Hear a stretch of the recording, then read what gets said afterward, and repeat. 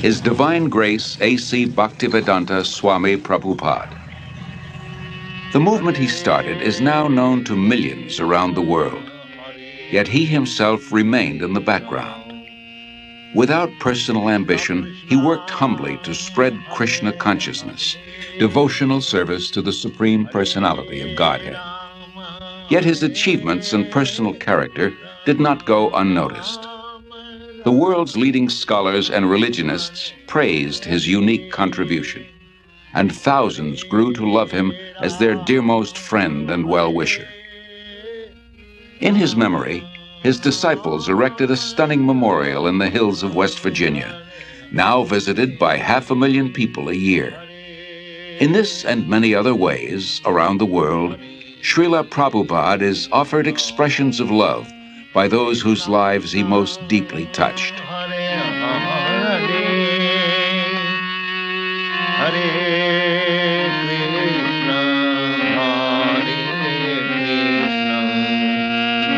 Krishna Krishna Hare Hare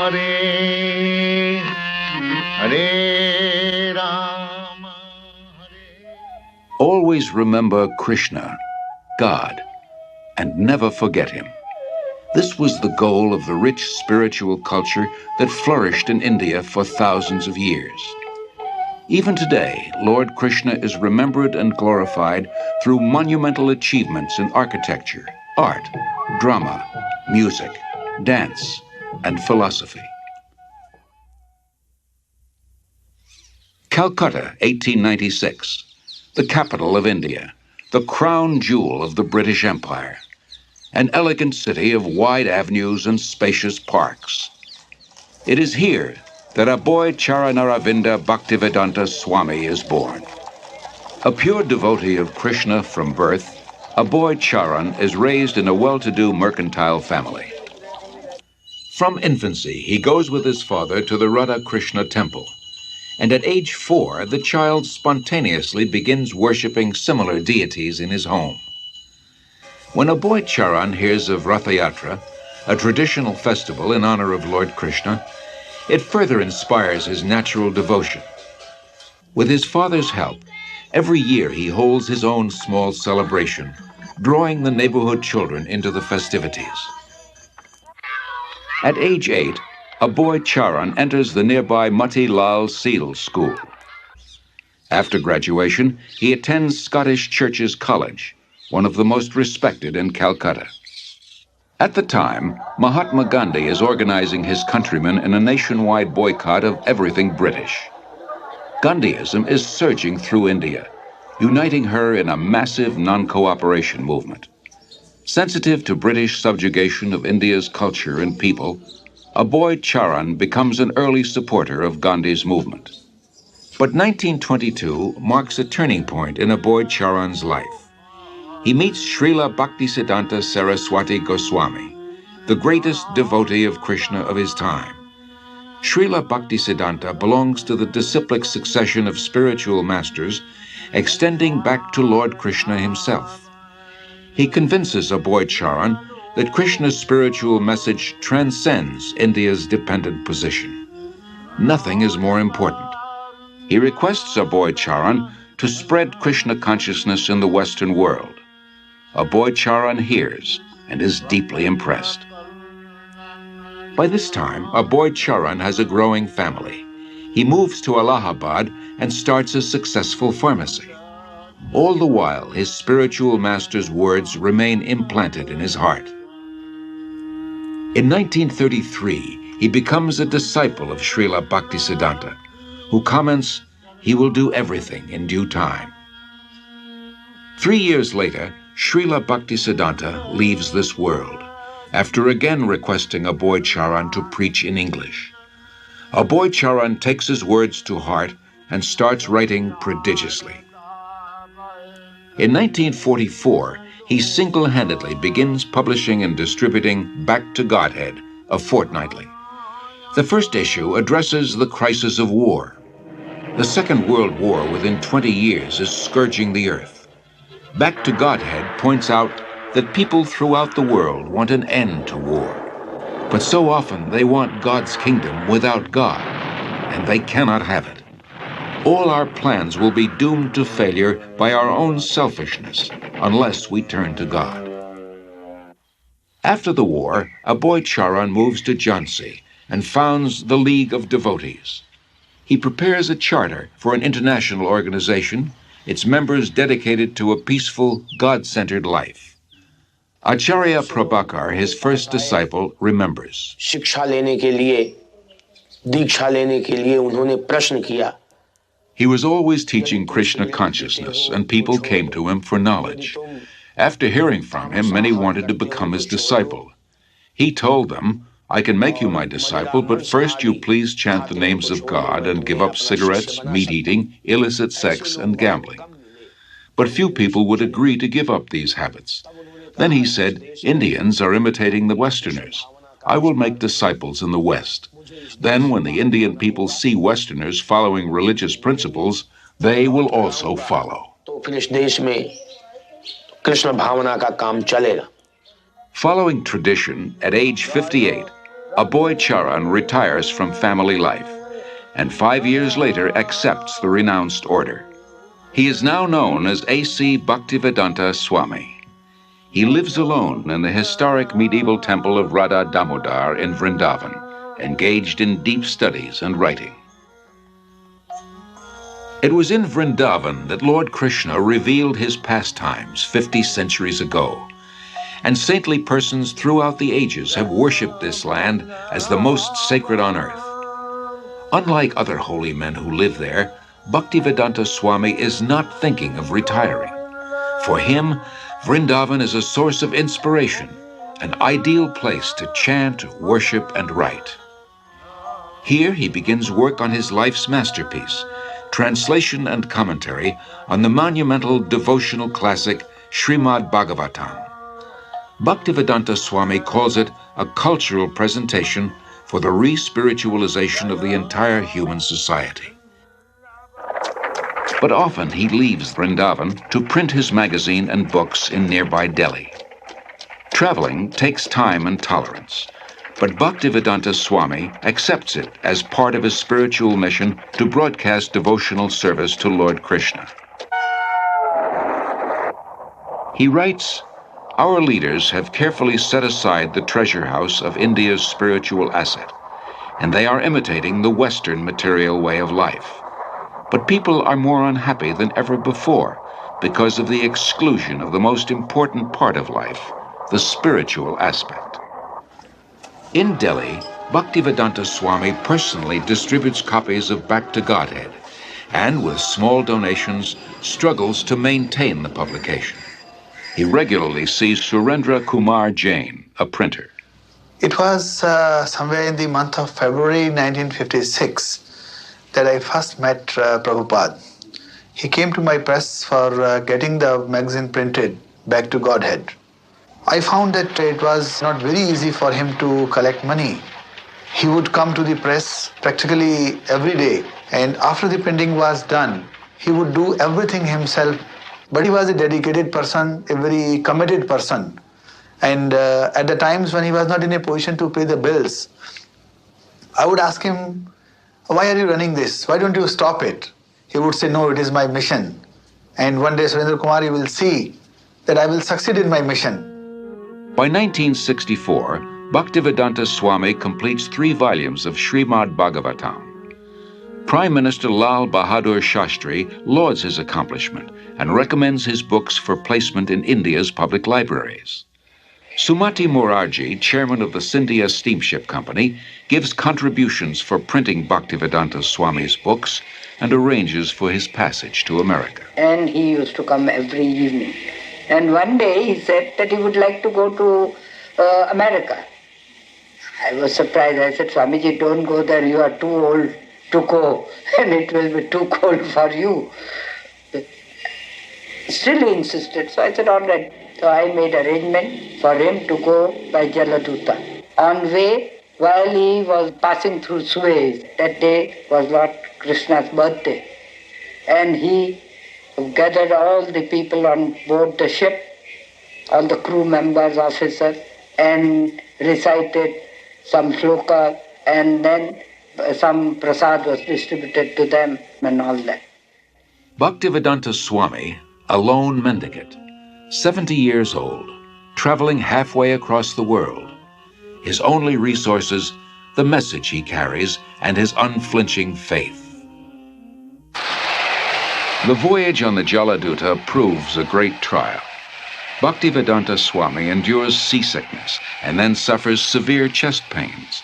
In 2 days, he has 2 heart attacks. If another comes, he thinks he will surely not survive. But gradually, he recovers.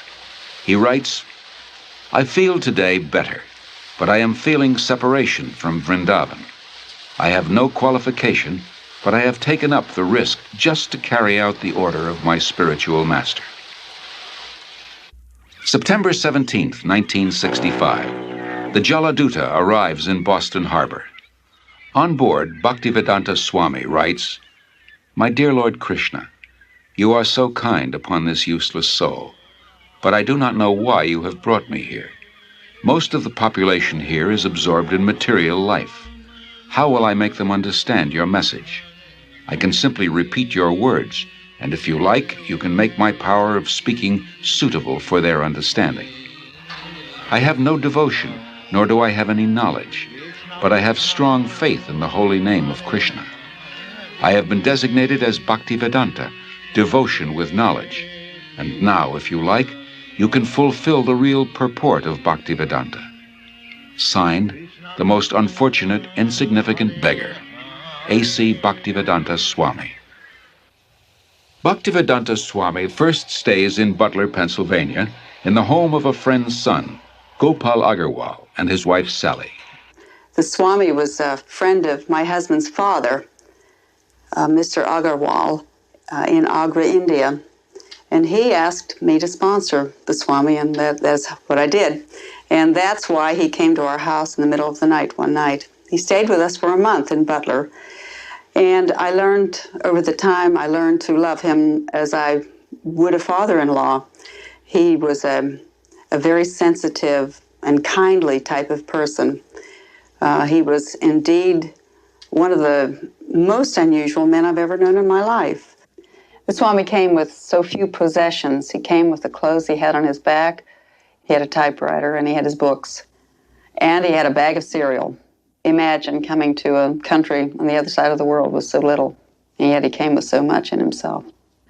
The Swami brought a pan with him in which he cooked his food, and in fact cooked our lunch too. Our little boy was only 6 months old when he came, and the Swami was there when Bridge first stood, and he laughed and laughed to see him stand up. When he laughed, he was just oceanic. He just seemed to take in the entire universe when he laughed, and he laughed a lot. I enjoyed my association for that 1 month with him about as much as I've enjoyed anything in my life. Although comfortable in Butler, Bhaktivedanta Swami thought the most important philosophy in the world, Krishna consciousness, should be spread in one of the most important cities in the world, New York. He moves to 100 West 72nd Street. 3 months later, his typewriter and tape recorder for translating are stolen. Bhaktivedanta Swami later said, "I came to America risking my life. I was physically unfit and at the fag end of my days. Sometimes I did not know where to live, nor was I used to the severe cold. Seemingly, I was alone for 1 year, but I never felt alone. I always felt the presence of my spiritual master, so I did not lose my enthusiasm, despite all difficulties."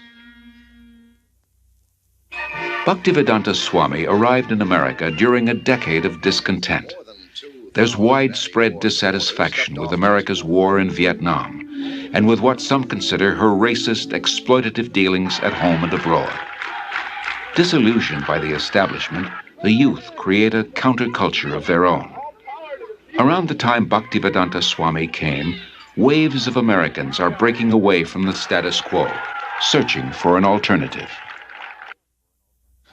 For a short time, Bhaktivedanta Swami lives in the Bowery in a loft given by a friend. Mukunda Goswami, who was attending his classes at this time, tells of their first meeting. He wore very thick glasses and had a big Sanskrit book spread out before him. His voice was very deep and resonant. He spoke with great authority, and the Sanskrit shlokas he spoke were very beautiful, very melodious. He was obviously a very distinguished scholar, and I became very curious, almost astonished as to how someone of his stature, he looked very much like an aristocrat, could be living and residing in the Bowery, the Skid Row of New York. And afterwards, I approached him to speak. I was standing, and he was sitting on his small dais, so he was looking up at me, and he had the look of a very happy, innocent young child. And I could see that he actually had all the time in the world for me. He wasn't short of time. I asked questions, he would answer. Then after some time, he moved to a somewhat better neighborhood on 2nd Avenue. We helped him rent a small storefront there, and he had an apartment in the back. And within a few weeks' time, this little storefront on 2nd Avenue, on the Lower East Side of New York, which was then populated by thousands of young hippies, had been transformed into a beautiful Krishna temple. Allen Ginsberg, I remember, began to come at that time. When he moved down the Lower East Side, I thought that was a stroke of brilliant social judgment, because traditionally, Swamis, yogis, Zen masters all moved uptown to the rich and were sponsored and funded by the rich, and you would find Krishnamurti living in elegant apartments on the Upper East Side, with drawing rooms and French furniture, and here was Bhaktivedanta like in the depths of Calcutta, where the hippies were, and where the acid heads were, and the freaks and the amphetamine heads and the meth monsters. So it seemed like he was actually bringing some kind of ray of song and light to the right place, the lower depths where it was needed. And where, of course, the Lower East Side was the intellectual center in certain respects, in art and in advanced spiritual vibrations, particularly in the 60s. So it seemed historically just move on his part.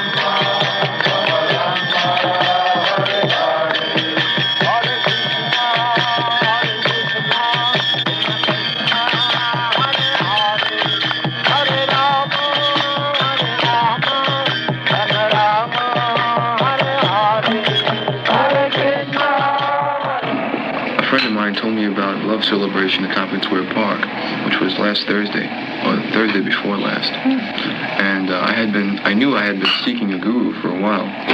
So Krishna sent me there, and I was there.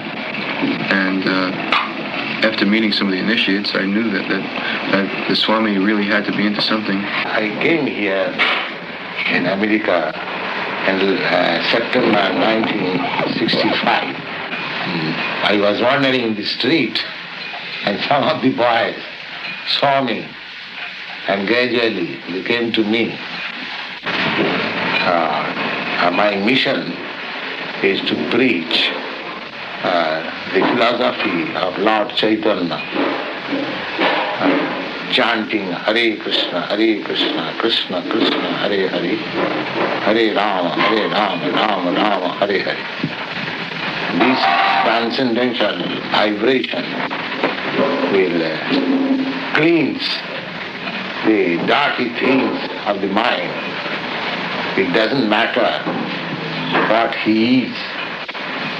This transcendental vibration is equally appealing to everyone without any question of language, nationality, creed or caste, because it is coming forth from the depth of the soul. Krishna was all along preparing something, Bhaktivedanta Swami later wrote, and he brought you to me one by one, sincere boys and girls, to be trained in Krishna consciousness. Now I can see that it is a miracle. Otherwise, one old man with only a few books to sell for barely getting food, how could he survive, what to speak of introducing a God-conscious movement in a materialistic society? For Bhaktivedanta Swami, these are happy days. Singing and speaking with the vigor of a young man, he brings the Hare Krishna movement into the public eye by chanting in the parks, by distributing Back to Godhead magazine, by holding free Sunday love feasts. Many are attracted. His hopes for the future expand without limit. The Hare Krishna movement has taken root.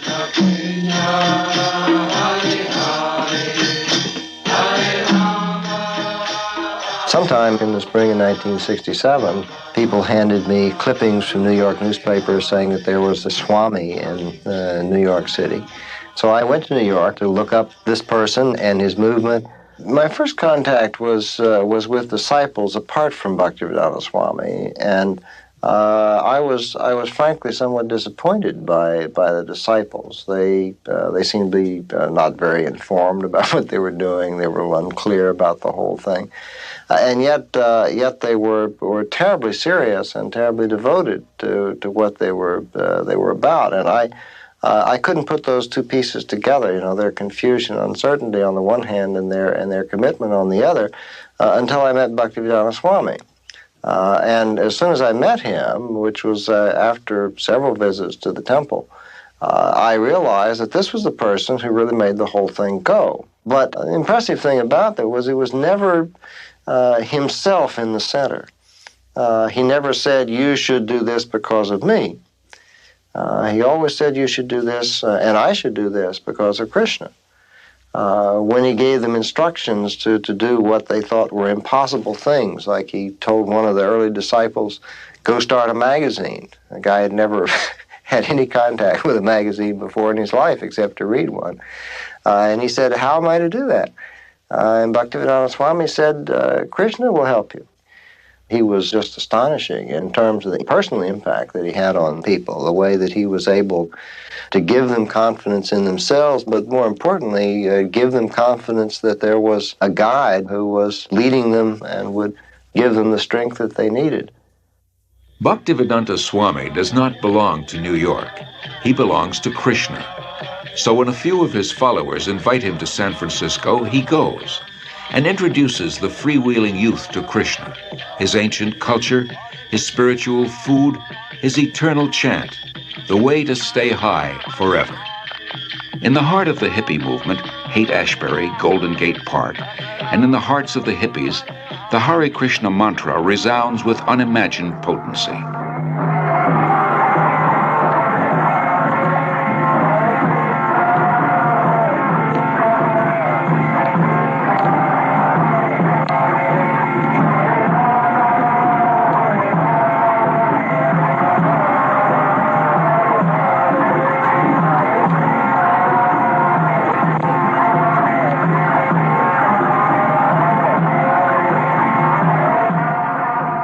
As in New York, Bhaktivedanta Swami gathers sincere followers.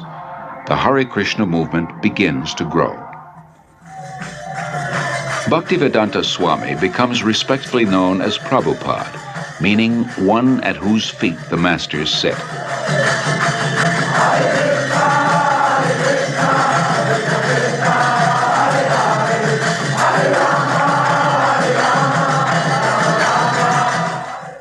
From Montreal, Prabhupada sends 6 disciples to open a temple in London. Yamuna Devi Dasi remembers. So we went to London that fall, and although we had no permanent place of residence and we were completely dependent on Krishna, somehow or another, by the enthusiasm that Srila Prabhupada had given us in Montreal, we were able to make contact with George Harrison, who was a member of the Beatles at the time. And he was such a pleasant person to be with. He so much appreciated the Hare Krishna mantra that he immediately said, let's make a 45 record. So we'd cut a record, and he was very pleased with it, did a little background music on it, and it was released, and Apple organized tours for us. We went to Germany and France and had television coverage. And in this way, the London Times wanted to do, the Sunday Times wanted to do a feature on us. And we were able to send the report back to Srila Prabhupada with the headlines, Krishna Consciousness Startles London. As people come to him, convinced of the Krishna conscious philosophy, Srila Prabhupada accepts them for initiation, not on the basis of birth, as in the rigid Hindu caste system, but on the basis of qualification and sincerity. In the whole history of Indian spiritual life, no one has ever attempted something as bold and seemingly impossible, to transform Westerners into full-fledged devotees of Lord Krishna. But by his intense spiritual energy and compassion, Srila Prabhupada is successful beyond his own expectations. How old is the movement? Well, from historical point of view, it is about 5,000 years old. Why has it just begun to really catch on in the Western world? I mean, just recently, in recent years, has it begun to sweep the Western world? Why is this? The Western world, the younger generation were being frustrated with the hippie movement. So, when they saw something tangible, they accepted it. What things would, if everyone in the United States believed in Krishna to the extent that you do, what would happen to this country? How would it be transformed? They'll be very happy and peaceful. There will be no more hippies. What would you describe as a hippie? Someone who smokes. You know better than me. Something extraordinary. The thing that really inspired me the most about Srila Prabhupada was his complete dedication to his devotees. The thing that Prabhupada liked the best was to be with his disciples. It wasn't that he took on large amounts of disciples and then sat back and then just pushed them to do this and that and the other for himself. He did more for us than we ever did for him. And traveling with him personally, I got to see what a tremendous sacrifice he made for us. That even when he was ill, he would still preach. He would still be concerned. He would still be asking after how things were going in the society that he created, how were individual disciples doing. He always had time also to look to our personal needs. He was very concerned. Prabhupada wasn't aloof. All he really wanted was us to reciprocate the love that he gave to us. And if we reciprocated, he would give us more. So my personal experience with Srila Prabhupada was that I found in him a person that I could actually genuinely, fully give myself to. In Srila Prabhupada's eyes, Krishna consciousness is not an armchair philosophy or a part-time religion. It is a way of life, a transcendental culture that can end man's political, economic, and social problems. To realize his vision, Srila Prabhupada circles the globe 14 times in 12 years, inspiring his followers and discussing Krishna consciousness with all interested persons. His door is open to everyone. Actually, nothing is private property. Everything belongs to God. Rather, we have stolen God's property and claiming my property. In Australia, the Englishman came here, but he left the property of the Englishman. It was there. America, it was there. And when everything will be finished, it will be there. In the middle, we come and claim it is my property and fight. To revive the Krishna conscious tradition in its full richness, Prabhupada envisions God-centered, self-sufficient farm communities based on the principle of plain living and high thinking. The first such community begins on 133 acres in the hills of West Virginia. Prabhupada calls it New Vrindavan, after Krishna's place of pastimes in India. In 1972, Srila Prabhupada begins a Krishna-conscious primary school system in Dallas, Texas.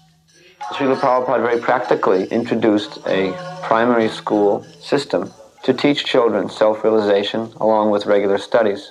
This means that the Gurukul system is unique in that the educators are themselves free of vices.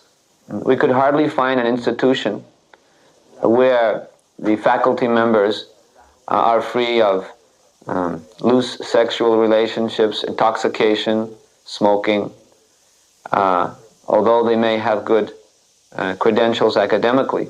That would be rare to find. But in Krishna consciousness, the teacher must also be on a platform of pure devotional service, because the children are very impressionable and they'll learn whatever their educators are actually doing, not just what they're saying. So these were some of the principles that Srila Prabhupada introduced in Gurukula.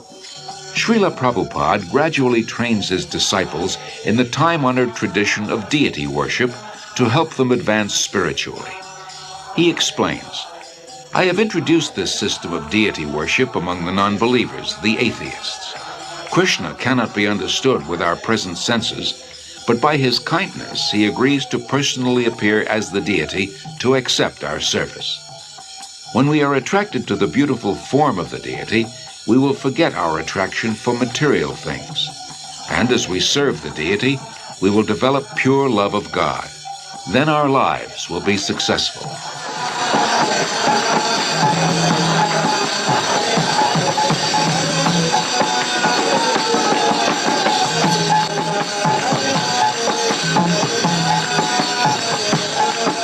In Melbourne, Australia, Srila Prabhupada worships Lord Chaitanya, a divine incarnation of Krishna.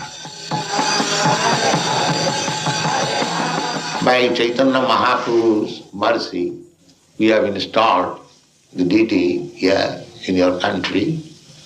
You are very fortunate that Chaitanya Mahaprabhu has come to your country to teach you how you become free of all anxieties. This is Chaitanya Mahaprabhu's mission.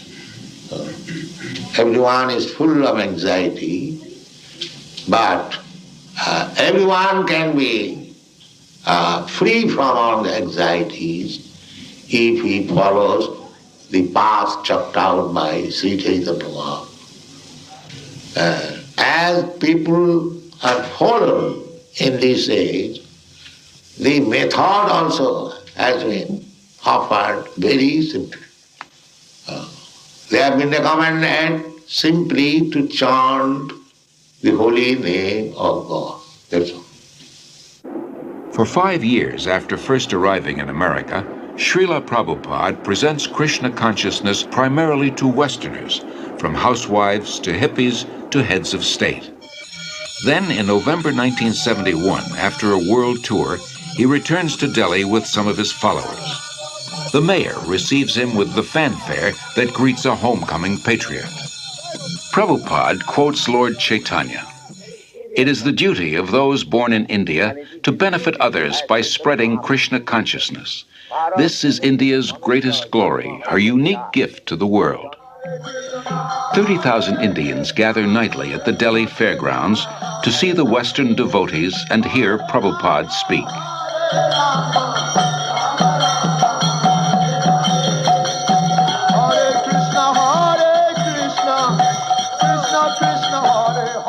To bring about this change in India, that the revival of Krishna consciousness, Prabhupada's plan was to bring his dancing white elephants. He told us that when I bring my Western disciples to India, they will all come to see my dancing white elephants, he said. So we were actually very fond of being Prabhupada's dancing white elephants. We took that as the special mercy of Prabhupada on us, that we could be his dancing white elephants and help him in any way we could to preach Krishna consciousness in India. Prabhupada was told by an astrologer in Navadip in West Bengal that when he saw Prabhupada's face, a photo of Prabhupada, he said, this man, he has the ability to make a house in which the whole world can live peacefully. To make a house in which the whole world can live very peacefully. And when I told Prabhupada that, he said, yes, that is my mission, that within Krishna consciousness, the whole world can live peacefully. While the Hare Krishna movement spreads worldwide, Srila Prabhupada wants to nurture its roots in India. He journeys to Mayapur, West Bengal, the birthplace of Lord Chaitanya. It was Lord Chaitanya who inaugurated, 500 years ago, the congregational chanting of God's holy names. In Mayapur, devotees purchase a small tract of land and start constructing an international guest house. For a handful of devotees who know nothing about construction, this is not an easy task. Srila Prabhupada directs and encourages them. For ourselves, he says, we are happy and satisfied living in a grass hut. But if we simply have a hut, who will come here? The more we develop our land, the more people will be attracted. Prabhupada plans to build a temple of understanding to house the world's largest planetarium, and around it, a spiritual city with schools, shops, farms, and many temples for worshiping Lord Krishna. Within the hearts of India's people is a natural respect for the eternal Krishna-conscious culture. Many come forward to take part in Srila Prabhupada's movement and accept initiation from him. No one should go hungry within a 10-mile radius of the temple, Prabhupada instructs. In March 1972, devotees start the ISKCON Food Relief Program, distributing prasad, vegetarian food offered to Lord Krishna. As the Mayapur project develops, Prabhupada invites his disciples from 6 continents to join together yearly on the anniversary of Lord Chaitanya's appearance. Prabhupada wants them to be purified and inspired by remembrance of the Lord in his holy land. In Vrindavan, Srila Prabhupada treats his followers to a guided tour of the holy places and personally relates Lord Krishna's pastimes. The devotees relish a bath in the sacred waters of the Yamuna River.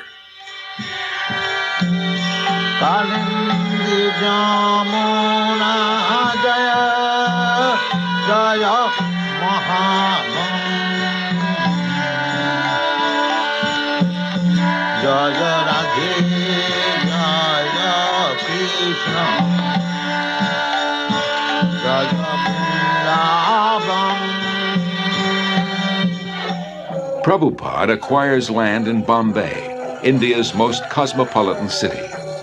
Although he has only a hut for a temple, Prabhupada envisions an international cultural center.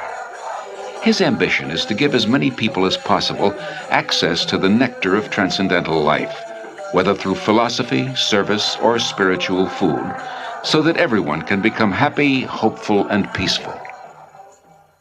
Dr. N.D. Desai, a leading Bombay industrialist, recalls.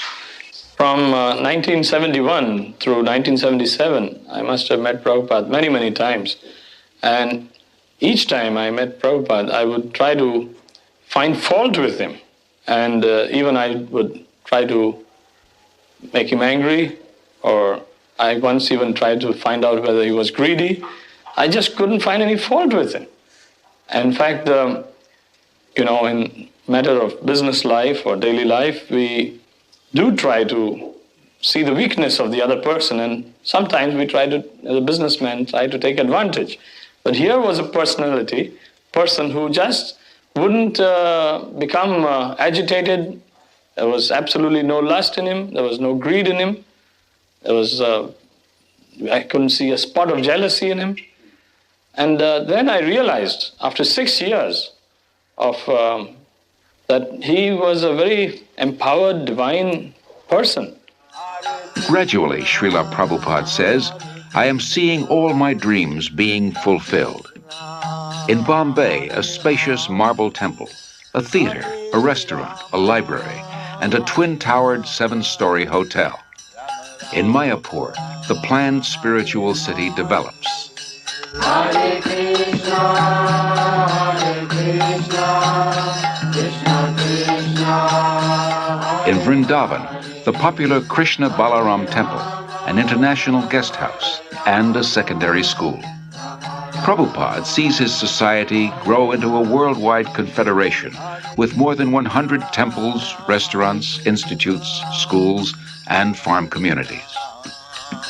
500 years ago, Lord Chaitanya predicted that one day the holy name of Krishna would be heard in every town and village of the world. By the mid-70s, Hare Krishna becomes a household word. When I first met the first Hare Krishnas, I can remember how surprised I was, and really I wondered what this meant. The costumes and the chanting and the shaved heads appeared a little strange, a little bizarre to me. But the more I came to know the movement, I came to find that there was a striking similarity in the essence of what they were teaching and saying, and in my understanding of the original core of Christianity. That is, living simply, not trying to accumulate worldly goods or profit, living with compassion toward all creatures, sharing, loving, and living joyfully. I am impressed with how much the teaching of one man in the spiritual tradition that he brought has impacted itself into the lives of so many people. So in my own view, his contribution is a very important one and will be a lasting one. As a child, Srila Prabhupada celebrated Rath Yatra near his home in Calcutta with his playmates. Years later, he is still celebrating the Rath Yatra festival, but now on the main streets of 20 large cities around the world, and with hundreds of thousands of disciples and guests.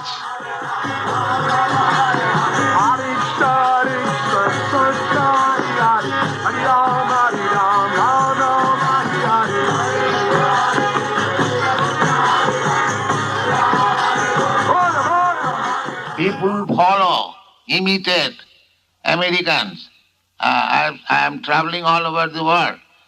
Everywhere I see they're trying to manufacture this skyscraper building, imitating your country. So, if you kindly become Krishna conscious and chant and dance in ecstasy, emotional love of God, the whole world will follow you and it will be Vaikuntha. There will be no more trouble. Thank you very much. Hare Krishna, Krishna Krishna, Hare Hare, Hare Rama, Rama Rama, Hare Hare, Hare Krishna, Krishna Krishna, Hare Hare, Hare Rama,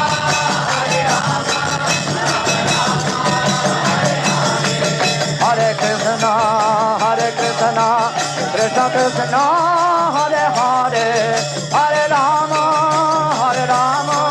Rama Rama, Hare Hare, Hare Krishna, Krishna Krishna, Hare Hare, Hare Rama, Rama Rama. Whether before huge crowds or a few disciples or alone, Srila Prabhupada's mood of devotion prevails.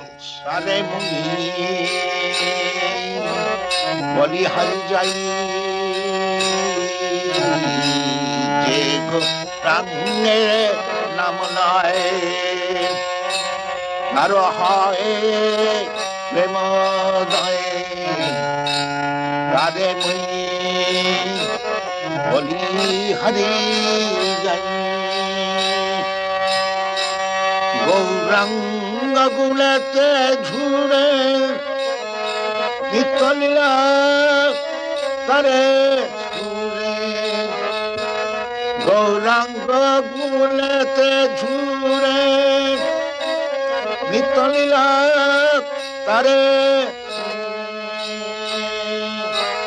Se jana bhakti hari.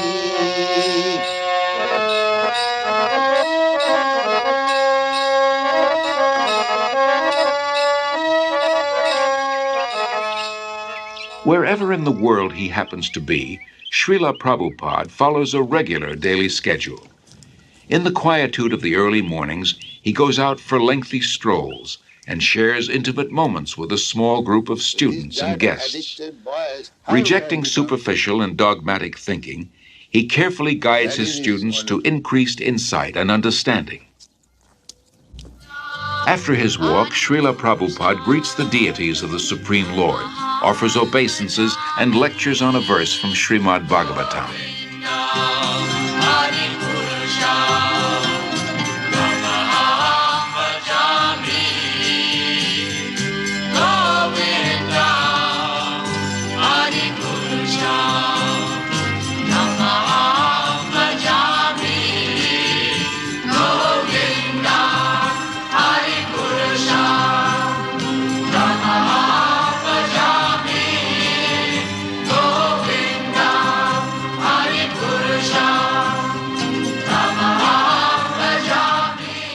So you may have $2 million, I may have $10, you may have $100.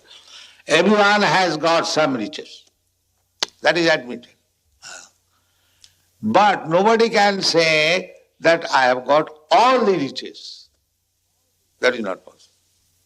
If somebody can say that I have got all the riches, he is God. That is spoken by Krishna. Nobody has said in the history of the world. Krishna says, Bhoktaram Jaggatamatham Sarvaloka Maheswaram. I am the enjoyer of everything. And I am the proprietor of all the universe. Who can say that? That is God. In the afternoons, Prabhupada meets with guests, here in Los Angeles with scholars of religion. Your pride, your property, your family, your bank balance, your skyscraper building, all taken. Yes, finished. Got out. This is God. Now you understand God? To believe or not believe, God will come one day. He'll take you, take your everything and get out. That is stated in the Bhagavad Gita. To those who are not believers in God, to them I come as death and take away everything. Finished. And that one has to believe. Yes, as sure as death. Then God is sure. So unless one is madman, he cannot say there is no God. Anyone who denies the existence of God, he is a madman. Prabhupada, wouldn't it be better to say he's blind, he's stupid? Yes, the same thing. The mad is the sum total of all stupidity. Festival takes place. Wherever Srila Prabhupada is, he continues to write prolifically. Rising long before dawn, he spends hours translating and commenting on original Sanskrit and Bengali texts. Or sometimes they wash their hands and feet before entering the temple. His most significant contribution is his books. Srila Prabhupada sees 60 million distributed in 28 languages. Professors from dozens of major universities use them as standard texts and write appreciative reviews. He also did a very important work in introducing to the Western world for the first time the devotional philosophy of Sri Krishna Chaitanya. Not only did he introduce these texts, but he introduced them in a way that was quite different from the other translations that had been made. I'd read so many different translations, for example, of the Bhagavad Gita, which had all been interpreted from the impersonalist type of philosophy of the Advaita school. And here, you might say, for the first time was a truly devotional translation, a spiritual translation of the text, which I felt really came much closer to the true meaning and the purpose of the Bhagavad Gita. Established in 1972, the Bhaktivedanta Book Trust exclusively publishes Srila Prabhupada's works. It becomes the world's largest distributor of books in the field of Indian religion and philosophy. For Srila Prabhupada, the transcendental knowledge in these books forms the basis of the Hare Krishna movement, a movement prophesied to grow for the next 10,000 years. In 1977, despite his failing health, Srila Prabhupada continues traveling and teaching. February 1977, the world's largest pilgrimage, Kumbh Mela in Allahabad, India. Millions gathered to bathe in the holy Ganges. Although physically weak, Srila Prabhupada attends. His disciples perform kirtan and distribute books and Back to Godhead magazines. Practically from the very beginning, Srila Prabhupada gave us notice that he would not always be with us. Of course, it was only a few months after he opened the storefront on 26th Second Avenue that he became very ill, and he had that heart attack or whatever it was, and it seemed even at that time that he might leave then. And he warned us. He said, I am an old man. I may leave at any moment. The notice is already given. 70 that has already passed. So Prabhupada was never under any illusion that he would remain forever in this world with us. But he said, my instruction will remain.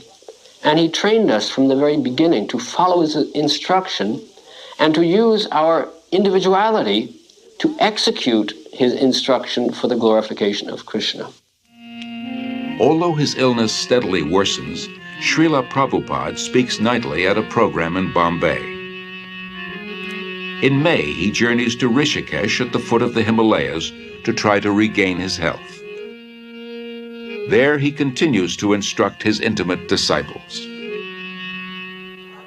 Then in October, Srila Prabhupada returns to his old home, Vrindavan, to spend his final days.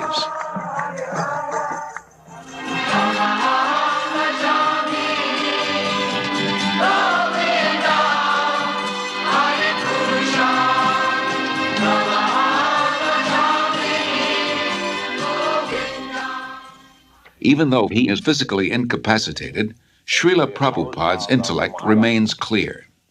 He continues dictating translations and comments on his life's work, Srimad Bhagavatam, until days before he departs from this world.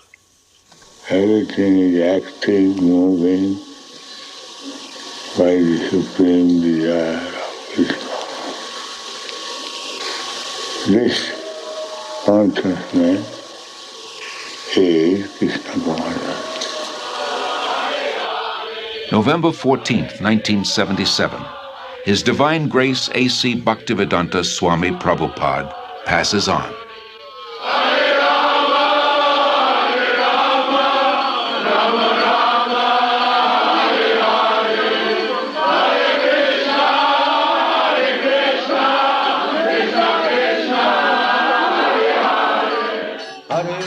That divine personality who spoke on different subjects with thousands of meanings, who imparted knowledge in thousands of ways, and who inspired thousands of devotees, has now returned to his Lord, Sri Krishna.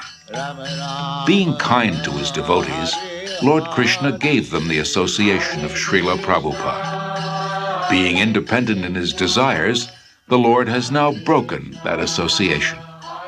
Yet Srila Prabhupada remains. He lives forever in his teachings, and he lives forever in the hearts of his followers as their ever well-wisher.